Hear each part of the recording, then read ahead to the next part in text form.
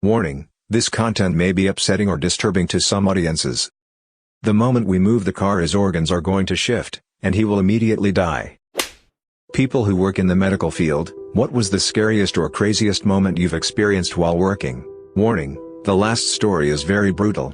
During my internship, I was in the pediatric emergency and a family arrived with 2 children, approximately 5 years old.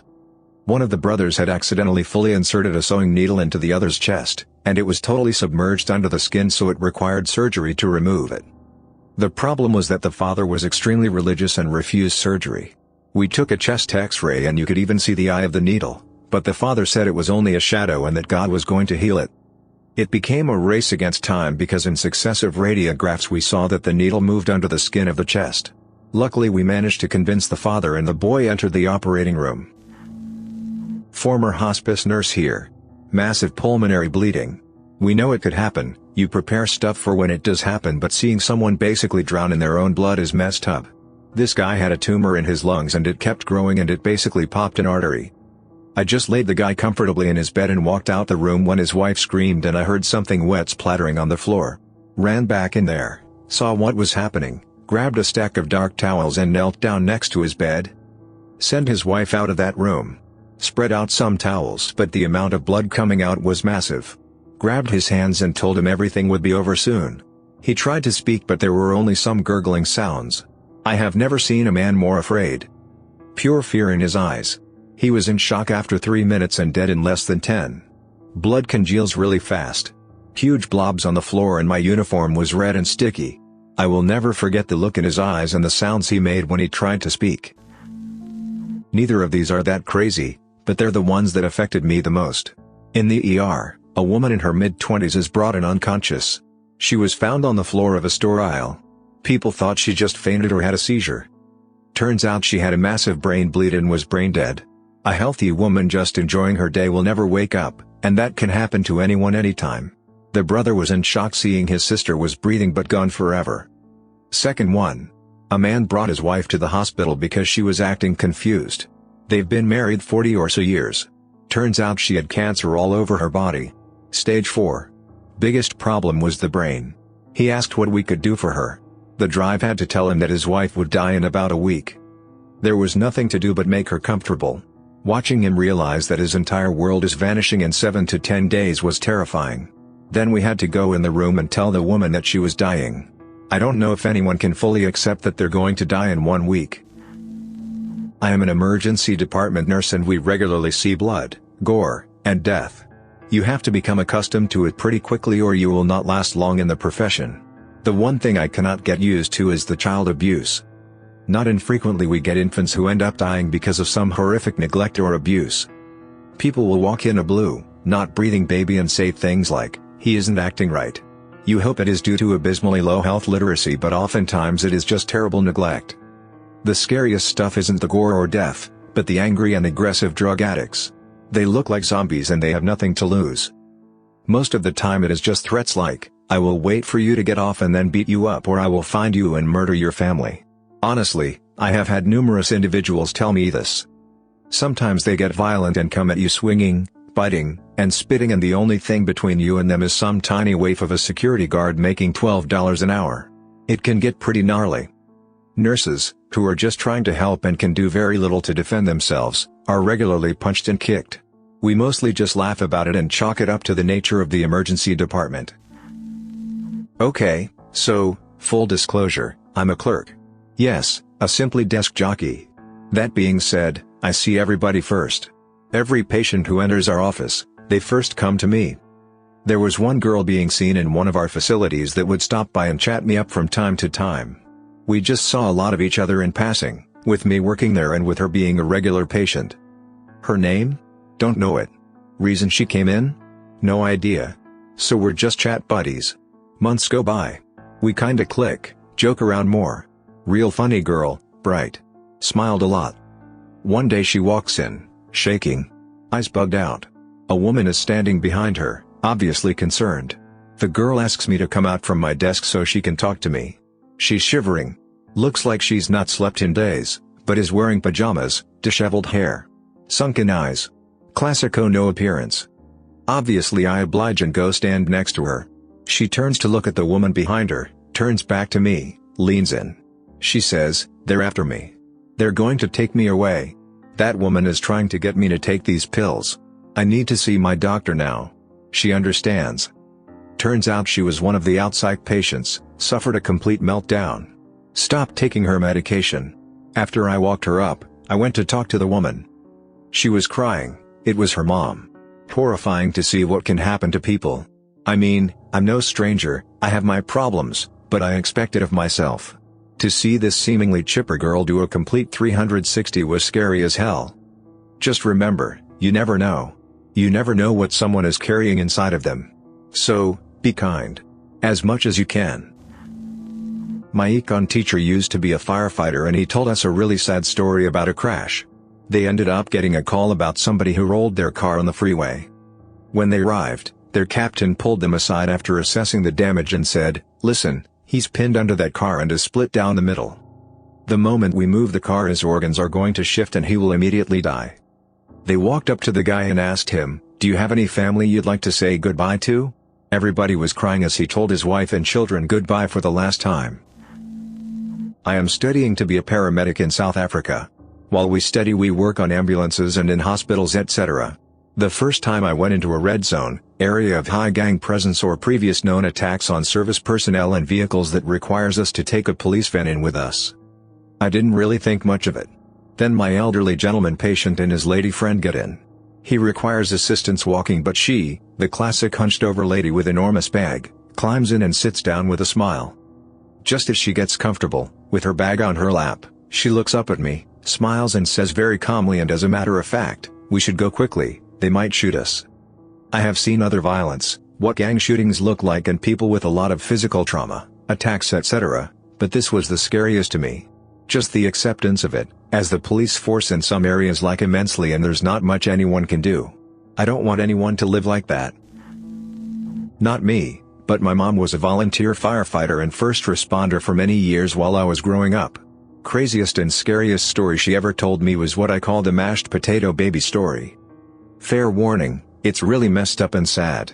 She still has nightmares from this. Not for the faint of heart. Here we go. This happened in my early years of high school, so mid-2000s. My mom would get calls in the middle of the night on her radio.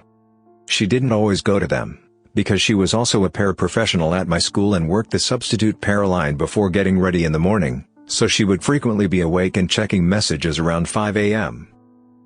Any call that was coded child or infant not breathing, though, had her flying out the door. Those were the ones she made sure to go to. It was the middle of the night, and her radio goes off. Beeping and chirping like nuts. Code comes out infant not breathing, address is only a couple miles from our house in Bum, Egypt, across the street from a nearby lake.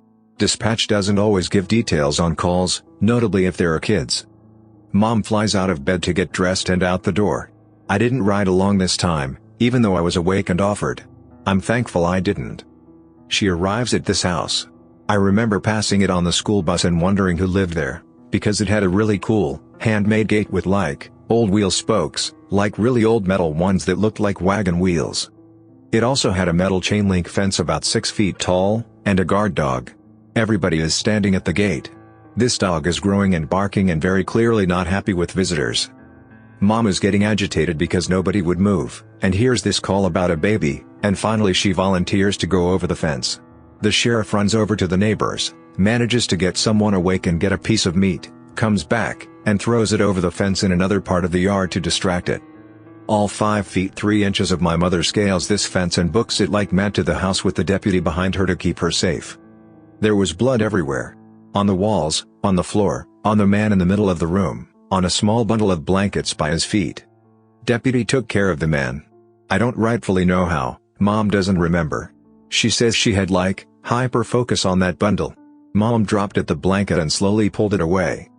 Legit, if you get squeamish or whatever, stop now. I'm gonna tell you what happened in the house leading up to the call. A young couple was renting the house. They had just had a baby together. They were also cooking meth there. The mother had run to Walmart in town to get supplies, and left the father home with the baby. The baby started crying, as they do. The dad was strung out as fuck and was getting angrier and angrier at this little newborn baby crying and couldn't shut it up. He grabbed it by the feet, and whipped it against the wall. Multiple times. Bits of brain matter and barely formed bone was splattered everywhere. The mom got back and found the scene. She made the call, then hid upstairs. Mom describes picking up what was left of this infant as handling a water balloon filled with mashed potatoes.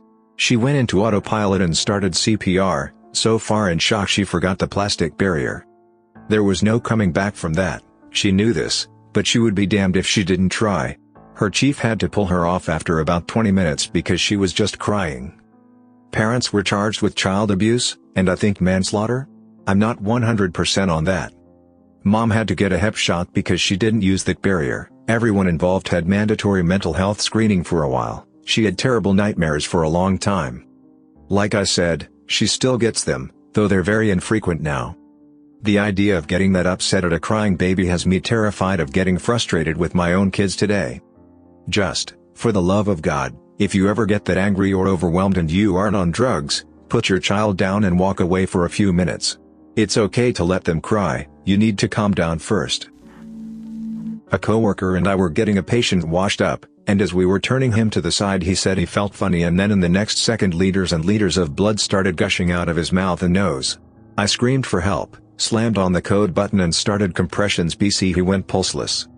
In minutes the room was completely filled with staff, and I remember as I was doing each compression, more blood would leak from his nose, mouth, eyes and ears. His mom and fiancé were in the background pleading with the staff to help him, but we couldn't do anything. He had cancer and the disease had infiltrated his vascular system. All I remember is the blood everywhere, the cracking I felt with each compression and his family wailing when the physicians called it. It was my first code and I'll never forget it. Watched someone die in front of me while having dialysis. The patient started out looking super uncomfortable, and within 34 minutes of CPR, an ICU consult team, the renal team, the cardio team, lots of drugs and fluids, 3 defibrillations, the patient was dead. It was surreal to see it happen right in front of me, but I am so glad it did because it gave me an understanding of how things can go wrong so quickly and brought the understanding you cannot save everyone. I was in the emergency department when suddenly this ambulance brought in a patient with a huge white cloth with bloodstains on it, big oh no sign going up in my head. Later to reveal a broken finger with blood spurting out from the artery just hanging on by a piece of skin, think nearly headless Nick from Harry Potter. Not only did we manage to secure the bleeding, the surgeon did such a great job at repairing the finger, the only aftermath from this was a scar. He regained full function of the finger, sensation and motoric function both. One of the worst things I've seen as a medical student. A patient was having essentially last resort surgery on a tumor, 50-50 chance of making it. We have a special OR that is huge that they put these kind of cases in. I don't exactly what happened, but the patient started bleeding and they couldn't get it stopped. They called me, because I was the gopher, and essentially said, get everything, which meant, clear the blood bank of all the compatible blood, plasma, and platelets and get here now. Here I am running through a surgical suite with essentially someone's life in my hands, dropping things along the way that other people start running with me grabbing said items. I get in the OR, drop everything off and see they are now on chest compressions. There was blood all over the walls and floor. I witnessed a patient die that day. I was pretty scarred from that and I never went in that OR again. The CRNA was absolutely destroyed over it and he left shortly after, even though it wasn't his fault, it was just a bad situation in that patient's time. I was a brand new paramedic, had been out of medic school for a month and just finished a couple of field training shifts and was set free on my own with a brand new EMT partner. We get called around 8 a.m. for a pediatric cardiac arrest. It was my first pediatric code and my partner's first code ever. We show up on scene and find an unresponsive 6-week-old baby, not breathing and pulseless. Family states the baby was crying a bunch last night and they haven't been getting much sleep. Mom and dad smoked some weed and put baby in between them in bed. Sometime during the night the baby got wrapped up in the blankets and suffocated. They woke up the next morning and found him dead. Family is going crazy and it's hard to show up and not do anything even if you know there's nothing that is going to change the outcome. So I start CPR and ask my partner to start getting stuff we need. He is just standing there frozen staring at this kid because he has a child around the same age. I use an IO in the tibia for vascular access and the kid is so small it drills through the backside and is useless. We end up coding the kid for 20 minutes and field terminate. Deliver the news to mom, who is unable to say anything but scream. Dad takes off running down the street screaming and collapses 2 blocks later crying. I don't exactly remember when this one happened. I want to say it was later in my high school career, so maybe 2006 to 2007? I think this one was in the summer. Mom was up playing Spider Solitaire on the computer when her radio went off. She was having trouble sleeping, and went out to the porch to have a cigarette and play her game. Code was infant not breathing. I woke up to her getting dressed as the dispatch was sending the address. My room was a wall away from my parents. I didn't bother getting out of bed. I remember the door to the garage slamming, and hearing her peel out of the dirt driveway. When she arrived at the house, she was the first one there. The mother was at the door, all kinds of panicked, trying to tell her what happened. The bedroom was upstairs. The father was inside, standing over the crib, doing CPR. And here's the backstory. Get ready for the feels. They were good parents, 2 lovely children, nice house, sweet dog. Kids were 3 years, and 10 months. Father had woken up in the middle of the night. He didn't know why. Something felt wrong, but he couldn't put his finger on it. He decided to check on the baby, because he didn't hear her breathing on the monitor. She had died of sudden infant death syndrome. He freaked out pretty hard. Woke up the mother to call 911 while he started CPR, praying to bring her back. She wasn't cold, but wasn't the right temperature either. They didn't know when she stopped breathing. Mom pushed him aside and started CPR herself with the plastic barrier. After a couple compressions, she noticed something felt off under her hands. Still doing compressions, she asked the father what exactly he did. He explained and showed her how he performed CPR. He used his full hands. You don't use your full hands on infants or children. He blew the baby's heart. Mom still tried, but there was nothing anybody could do. She worked on that baby for nearly an hour, praying desperately for her to wake up. Of course, she never did. Nobody had the heart to tell the father what he'd done. He was already such a mess. Mom came home in tears. I sat up with her that night. I really wanted to bring her back, but... She sobbed. It's like the biggest parent fear you could ever have. Just waking up, but your kid doesn't. I still panic when I check on mine and they're sleeping so hard I can tell right away if they're breathing, because of this story. I shadowed a doctor in a level 1 trauma center in the US several times over the course of the summer a few years ago, so I got to witness some crazy moments firsthand without any of the pressure and responsibility.